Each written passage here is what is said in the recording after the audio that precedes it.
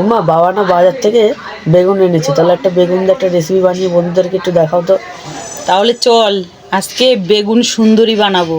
প্রথমে বেগুনগুলোকে লবণ হলুদ লঙ্কা দিয়ে মাখিয়ে তারপরে প্যানে তেল গরম করে একে একে সবগুলোকে ভেজে তুলে নিতে হবে। তারপরে আরেকটা প্যানে কিছুটা তেল দিয়ে শুকনো লঙ্কা ফোড়ন কালো জিরা ফোড়ন দিয়ে সুন্দর করে তারপর কিছুটা টমেটোকে কুচিয়ে দিতে হবে। তারপরে পরিমাণ মতন হলুদের গুঁড়ো লঙ্কার গুঁড়ো গোলমরিচের গুঁড়ো দিয়ে সুন্দর করে কষাতে হবে। কিছুটা কাশ্মীরি লঙ্কার গুঁড়ো দিতে হবে কালারের জন্য।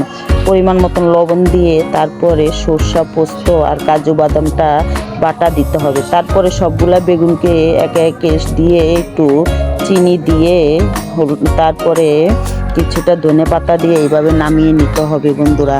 তারপরে তোমরা এভাবে বাড়িতে বানিয়ে খেয়ে আমাকে কমেন্টে জানাবা কেমন হয়েছে। যদি ভালো লাগে লাইক কমেন্ট শেয়ার করবা আর আমাদের পেজটাকে ফলো করে দিবা।